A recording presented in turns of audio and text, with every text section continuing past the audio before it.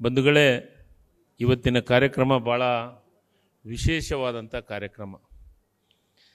ಜಾಗತಿಕ ಇತಿಹಾಸದಲ್ಲಿ ಕನ್ನಡ ನಾಡಿನ ಚರಿತ್ರೆ ಬಹಳ ಮಹತ್ವವಾದಂಥ ಸ್ಥಾನ ಕನ್ನಡಕ್ಕಿದೆ ಅನ್ನೋ ಮಾತನ್ನು. ನಮ್ಮ ಸಂಸ್ಕೃತಿಯೊಳಗೆ ವಿವಿಧ ಉಪಭಾಷೆಗಳು ಇದ್ದಾವೆ. ನಮ್ಮ ಕರ್ನಾಟಕದಲ್ಲಿ ಬೇರೆ ಬೇರೆ ಭಾಷೆಗಳು ಇದ್ದಾವೆ, ವಿವಿಧ ಸಂಪ್ರದಾಯಗಳಿದ್ದಾವೆ. ನಾವು 100 ಕಿಲೋಮೀಟ್ರಿಗೊಮ್ಮೆ ಹೋದರೆ ನಮ್ಮ ಭಾಷೆ ಶೈಲಿ ಬದಲಾವಣೆ ಆಗುತ್ತೆ, ನಮ್ಮ ಜೀವನದ ಉಡುಪು ತೊಡುಪುಗಳ ಬದಲಾವಣೆ ಆಗುತ್ತೆ, ನಮ್ಮ ಜೀವನದ ಊಟದ ವ್ಯವಸ್ಥೆಯೂ ಸಹಿತ ಬದಲಾವಣೆ ಆಗುವಂಥ ಈ ಕರ್ನಾಟಕ ವಿವಿಧ ಪರಂಪರೆಯನ್ನು ಹೊಂದಿದಂಥದ್ದು. ನಮ್ಮ ಕಡೆ ಬಂದರೆ ಬೇರೆ ಬೇರೆ ಜಾನಪದ ಸಾಹಿತ್ಯ ಇರ್ಬೋದು, ಮಂಗಳೂರು ಕಡೆ ಹೋದರೆ ಯಕ್ಷಗಾನ, ಮಧ್ಯ ಕರ್ನಾಟಕ, ಕಲ್ಯಾಣ ಕರ್ನಾಟಕ, ಹೀಗೆ ಮೈಸೂರು ಪ್ರಾಂತದಿದ್ದು ಈ ಕಡೆ ದಕ್ಷಿಣ ಕರ್ನಾಟಕ, ವಿವಿಧ, ಮತ್ತು ಅದರ ಜೊತೆಗೆ ಕರಾವಳಿ, ಮಲೆನಾಡು, ಬಯಲು ಸೀಮೆ, ನಮ್ಮ ಜೊತೆಗೆ ವಿವಿಧ ಸಂಸ್ಕೃತಿಯನ್ನು ಹೊಂದಿದಂಥವ್ರು ನಾವು.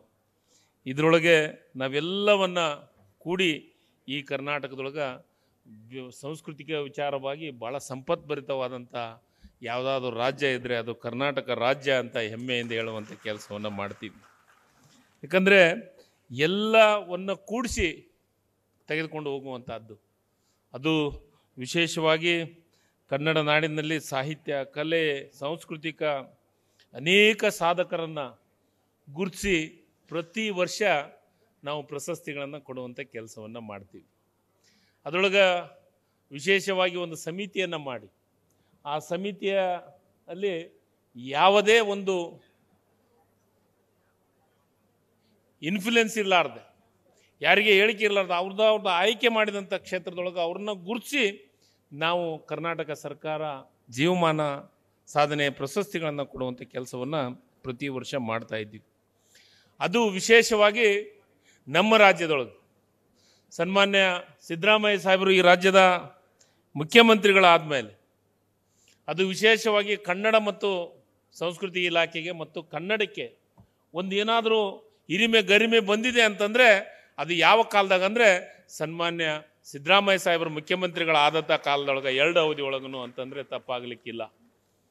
ನಾನು ಭಾಳಷ್ಟು ವಿಚಾರಗಳನ್ನು ನೋಡ್ತಾ ಇರ್ತೀನಿ.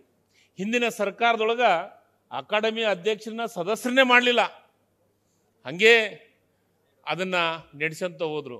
ಆದರೆ ನಮ್ಮ ಮುಖ್ಯಮಂತ್ರಿಗಳು ಬಂದ ತಕ್ಷಣ ಎಲ್ಲ ಅಕಾಡೆಮಿ ಮತ್ತು ಪ್ರಾಧಿಕಾರದ ಅಧ್ಯಕ್ಷರನ್ನ ಸದಸ್ಯರನ್ನ ಮಾಡಿ ಒಂದು ರಾಜ್ಯಕ್ಕೆ ಒಂದು ಹಿರಿಮೆ ಗರಿಮೆ ತರುವಂಥ ಕೆಲಸವನ್ನು ಮಾಡೋದ್ರ ಜೊತೆಗೆ ಈ ವರ್ಷ ನಾವು ಭಾಳ ಭಾಗ್ಯವಂತರು, ಭಾಳ ಪುಣ್ಯವಂತರು. ನಾನಂತೂ ಕನ್ನಡ ಮತ್ತು ಸಂಸ್ಕೃತಿ ಇಲಾಖೆ ಸಚಿವನಾದ ಮೇಲೆ ಪ್ರತಿ ಒಂದು ವರ್ಷ ಒಂದೊಂದು ಕಾರ್ಯಕ್ರಮ, ಒಂದು ವಿಶಿಷ್ಟವಾದಂಥ ಕೆಲಸ ಕಾರ್ಯಗಳನ್ನು ಅದು ವಿಶೇಷವಾಗಿ ಸನ್ಮಾನ್ಯ ಸಿದ್ದರಾಮಯ್ಯ ಸಾಹೇಬರ ಮುಂದಾಳತ್ವದೊಳಗೆ ಆಗ್ತಾಯಿದೆ.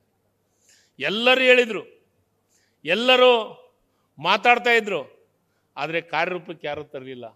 ಭುವನೇಶ್ವರಿ ಪ್ರತಿಮೆ ಆಗಬೇಕು ಈ ರಾಜ್ಯದೊಳಗೆ ಅಂತ ಎಲ್ಲವನ್ನ ಹೇಳ್ತಾ ಬಂದರು, ಆದರೆ ಪ್ರತಿಮೆಯನ್ನು ಮಾಡೋಕ್ಕಾಗಲಿಲ್ಲ. ಆದರೆ ಸನ್ಮಾನ್ಯ ಸಿದ್ದರಾಮಯ್ಯ ಸಾಹೇಬರು 50 ವರ್ಷ ಕರ್ನಾಟಕ ಅಂತ ಹೆಸರಿಟ್ಟು 50 ವರ್ಷ ಐತೆ.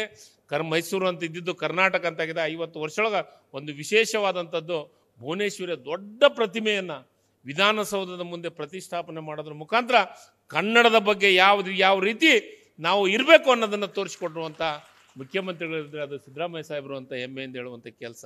ಅದಕ್ಕೆ ನಾನು ಹೇಳೋದು, ಕನ್ನಡ ನೆಲ ಜಲದ ಬಗ್ಗೆ ವಿಚಾರ ಬಂದದ್ನಾಗೆ ಯಾವುದೇ ವಿಚಾರವನ್ನು ಕಾಂಪ್ರಮೈಸ್ ಆಗಲಾರ್ದಂಥ ಕೆಲಸ ಕಾರ್ಯಗಳು ಆಗ್ತಾ ಇದ್ದಾವೆ ಮತ್ತು ಹೇಳಲಿಕ್ಕೆ ಇಷ್ಟಪಡ್ತೀನಿ ಬಂಧುಗಳೇ.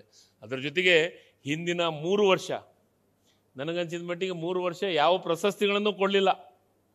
ಅದು ಬಂದ ಮೇಲೆ ಕನ್ನಡ ಸಾಹಿತ್ಯ ಪ್ರಶಸ್ತಿ ಇರ್ಬೋದು, ಬೇರೆ ಬೇರೆ ಅಕಾಡೆಮಿ ಪ್ರಶಸ್ತಿಗಳನ್ನಿರ್ಬೋದು, ಎಲ್ಲ ಪ್ರಶಸ್ತಿಗಳನ್ನು 2 ವರ್ಷ 3 ವರ್ಷ ಅಂದರೆ ನನಗನ್ಸಿದ ಮಟ್ಟಿಗೆ 2 ವರ್ಷ ಅವಧಿ ಒಳಗೆ ಪ್ರಶಸ್ತಿಗಳ ಒಂದು ವರ್ಷ ಅಂತಂದರೆ ಅಂದಿನ ಕಾಲದೊಳಗೆ ಯಾರು ಅವರು ಆಯ್ಕೆ ಮಾಡಿದರು ಅವರನ್ನೇ ಸೇರಿಸಿ ನಾವು ಕೊಟ್ಟುವಂಥ ಕೆಲಸ. ನನಗೆ ಮುಖ್ಯಮಂತ್ರಿಗಳು ಹೇಳಿದ್ದು, ಯಾವಾಗ ವರ್ಷದೊಳಗೆ ಯಾರ್ಯಾರನ್ನ ಆಯ್ಕೆ ಮಾಡಿದ್ರೆ ಅವ್ರನ್ನೇ ಕೊಡಿಸು, ಆದರೆ ನಮ್ಮ ಅವಧಿಯೊಳಗೆ ಕೊಡುವಂಥದ್ದು ಅದು ಯಾವುದೇ ಕಾರಣಕ್ಕೂ ಸಾಹಿತಿಗಳಿಗೆ, ಸಾಹಿತ್ಯ ಲೋಕಕ್ಕೆ ಯಾವುದೇ ಕಾರಣಕ್ಕೂ ಒಂದು ಕೆಟ್ಟ ಹೆಸರು ಬರಲಾರ ರೀತಿಯೊಳಗೆ ಪ್ರಶಸ್ತಿಯನ್ನು ಆಯ್ಕೆ ಮಾಡಿದ ಮೇಲೆ ಅದನ್ನೇ ಕೊಡಬೇಕು ಅಂತ ನಿರ್ಧಾರವನ್ನು ಮಾಡಿದಂಥದ್ದು ಸನ್ಮಾನ್ಯ ಸಿದ್ದರಾಮಯ್ಯ ಸಾಹೇಬರು ಅನ್ನೋ ಮಾತನ್ನು ಇಲ್ಲಿ ಹೇಳಲಿಕ್ಕೆ ಇಷ್ಟಪಡ್ತೀನಿ ಬಂಧುಗಳೇ. ಇವತ್ತು ಈ ಪ್ರಶಸ್ತಿಯನ್ನು, ಈ ಸಾಧಕರನ್ನು ಗುರುತಿಸುವಂಥ ಕೆಲಸ ನಮಗೆ ಒಂದು ತಂಡವನ್ನು ನೇಮಕ ಮಾಡಿದ್ದು, ತಜ್ಞರ ತಂಡವನ್ನು ನೇಮಕ ಮಾಡಿ ಅವರು ಏನು 18 ಮಂದಿ ಇವತ್ತು ವೇದಿಕೆ ಮೇಲೆ ಸಾಧಕರಿದ್ದಾರೆ. ವಿವಿಧ ಸಾಧಕರುಗಳನ್ನು ಅವರವರ ಇದರೊಳಗೆ ಯಾವ ರೀತಿ ಕೆಲಸಗಳನ್ನು ಮಾಡಿದ್ದಾರೆ ಅವರೆಲ್ಲವನ್ನು ಗುರುತಿಸಿ ಅವರಿಗೆ ವಿವಿಧ ಜೀವಮಾನ ಸಾಧನೆಯ ಪ್ರಶಸ್ತಿಗಳನ್ನು ಕೊಡೋದ್ರ ಮುಖಾಂತರ ನಮಗೊಂದು ಗೌರವ, ಅವರಿಗೆ ಒಂದು ಅಧ್ಯಕ್ಷತೆ ಸಮಿತಿಯನ್ನು ಮಾಡಿ ಇವತ್ತು ಆ ಕಾರ್ಯಕ್ರಮವನ್ನು ಮಾಡ್ತಾ ಇದ್ದೀವಿ. ಒಟ್ಟು ನಮ್ಮ ಕನ್ನಡ ಮತ್ತು ಸಂಸ್ಕೃತಿ ಇಲಾಖೆಯಿಂದ 23 ಪ್ರಶಸ್ತಿಗಳನ್ನು ಕೊಡ್ತಾ ಇದ್ದೀವಿ ನಾವು. ಅದರ 23 ಪ್ರಶಸ್ತಿಗಳನ್ನು ಕೊಡ್ತೀವಿ. ಆದರೆ 5 ಪ್ರಶಸ್ತಿಗಳನ್ನು ಈಗಾಗಲೇ 5 ಜನಕ್ಕೆ ಕೊಟ್ಟಿದ್ದೀವಿ ನಾವು. ಯಾಕೆ ನಾವು 5 ಜನಕ್ಕೆ ಕೊಟ್ಟಿದ್ದೀವಿ ಅಂದರೆ ಆವಾಗ ಜಯಂತಿ, ಇವತ್ತು ಉದಾಹರಣೆ ಬಸವ ಬಸವ ಜಯಂತಿಯನ್ನು ಮಾಡೋ ಒಂದು ಟೈಮ್ದೊಳಗೆ ಬಸವ ಪ್ರಶಸ್ತಿಯನ್ನು ಕೊಟ್ವಿ. ಕನಕಶ್ರೀ ಪ್ರಶಸ್ತಿಯನ್ನು ಕನಕ ಜಯಂತಿ ಟೈಮ್ದೊಳಗೆ ಕೊಟ್ವಿ. ಹೀಗೆ ಸಿದ್ದರಾಮೇಶ್ವರ ಪ್ರಶಸ್ತಿ, ಈ ರೀತಿ ರಾಜ್ಯದ ಸಂಗೀತ ವಿದ್ವಾನ್ ಪ್ರಶಸ್ತಿಯನ್ನು ನಾವು ಇದರೊಳಗೆ ಮೈಸೂರೊಳಗೆ ಕೊಡುವಂಥದ್ದು, ಪಂಪ ಪ್ರಶಸ್ತಿಯನ್ನು ಕೊಡುವಂಥ ಕೆಲಸವನ್ನು ಮಾಡಿದ್ದೀವಿ. ಪಂಪ ಪ್ರಶಸ್ತಿಯನ್ನು ಇದಕ್ಕೆ ನಾವು ಅದು ಕಾರ್ಯಕ್ರಮ ಮಾಡೋ ಟೈಮ್ದೊಳಗೆ ಪಂಪ ಪ್ರಶಸ್ತಿಯನ್ನು ಕೊಡುವಂಥದ್ದು ಕೆಲಸ.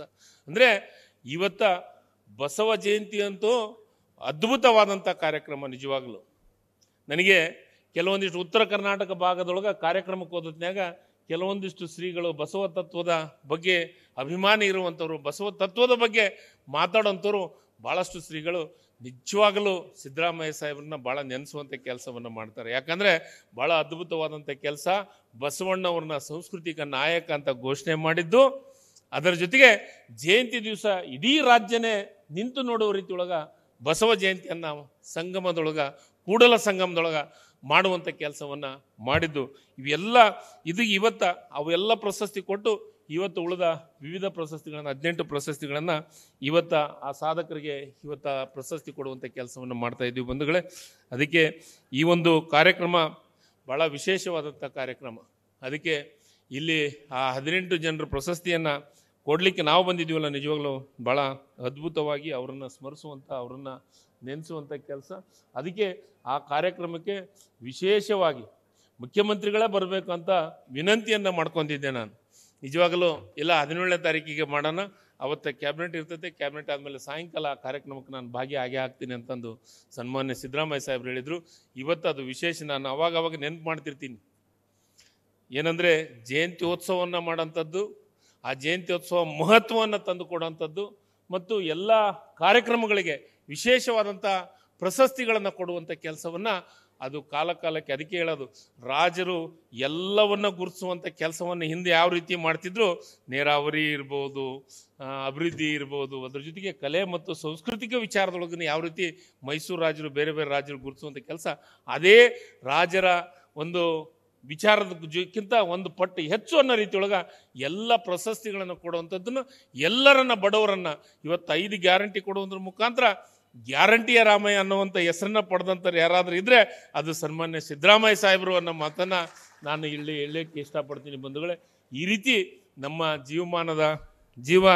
ಜೀವಮಾನ ಸಾಧನೆಯ ವಿವಿಧ ಪ್ರಶಸ್ತಿಗಳನ್ನು ಪಡೆಯುವಂಥ ನಿಮ್ಮೆಲ್ಲರಿಗೂ ವಿಶೇಷವಾಗಿ ಅಭಿನಂದನೆಗಳ ಸರ್ಕಾರದ ವತಿಯಿಂದ ಅಭಿನಂದನೆಗಳನ್ನು ಸಲ್ಲಿಸುವಂಥ ಕೆಲಸವನ್ನು ಮಾಡೋದ್ರ ಜೊತೆಗೆ ಇವತ್ತು ಇಲ್ಲಿ ಸೇರಿದಂಥ ಎಲ್ಲ ನನ್ನ ತಾಯಂದಿರಿಗೆ, ಎಲ್ಲ ನನ್ನ ಹಿರಿಯರಿಗೆ ಮತ್ತೊಮ್ಮೆ ನಿಮಗೆಲ್ಲರಿಗೆ ನಮ್ಮ ವಂದನೆಯನ್ನು ತಿಳಿಸುತ್ತಾ ಈ ಒಂದು ಜೀವಮಾನ ಸಾಧನೆ ಪ್ರಶಸ್ತಿಯನ್ನು ಪಡೆದಂಥ ಎಲ್ಲರಿಗೂ ಶುಭಾಶಯಗಳನ್ನು ತಿಳಿಸುತ್ತಾ ನಿಮ್ಮೆಲ್ಲರಿಗೂ ಒಳ್ಳೆಯದಾಗಲಿ. ಸರ್ಕಾರ ನಿಮ್ಮ ಜೊತೆಗಿದೆ. ಅದು ವಿಶೇಷವಾಗಿ ಕನ್ನಡ ಸಾಹಿತ್ಯ ನೆಲ ವಿಚಾರದೊಳಗೆ ಮುಕ್ತವಾಗಿ ಕೆಲಸವನ್ನು ಮಾಡುವಂಥ ಕೆಲಸವನ್ನು ಸನ್ಮಾನ್ಯ ಸಿದ್ದರಾಮಯ್ಯ ಸಾಹೇಬರು ನಮಗೆ ಹಾದಿಯನ್ನು ತೋರಿಸಿಕೊಟ್ಟಿದ್ದಾರೆ. ಅವರ ಹಾದಿಯೊಳಗೇ ನಾವು ನಡೆಯುವಂಥ ಕೆಲಸವನ್ನು ಪ್ರಾಮಾಣಿಕವಾಗಿ ಮಾಡ್ತೀವಿ ಅನ್ನೋ ಮಾತನ್ನು ಇಲ್ಲಿ ಹೇಳಿ ಮತ್ತೊಮ್ಮೆ ನಿಮ್ಮೆಲ್ಲರಿಗೂ ಪ್ರಶಸ್ತಿಗೆ ಭಾಜನರಾದಂಥ ಎಲ್ಲರಿಗೂ ಪ್ರಶಸ್ತಿ ಪುರಸ್ಕೃತರಿಗೆ ಮತ್ತೊಮ್ಮೆ ಅಭಿನಂದನೆಗಳನ್ನು, ವಂದನೆಗಳನ್ನು ತಿಳಿಸಿ ನನ್ನ ಮಾತನ್ನು ಮುಗಿಸ್ತೀನಿ. ಜೈ ಹಿಂದ್, ಜೈ ಕರ್ನಾಟಕ. ಧನ್ಯವಾದಗಳು. ನ್ಯೂಸ್ ಫಸ್ಟ್, ನಿರ್ಭೀತಿಯಿಂದ ನಿಮ್ಮ ಪರವಾಗಿ.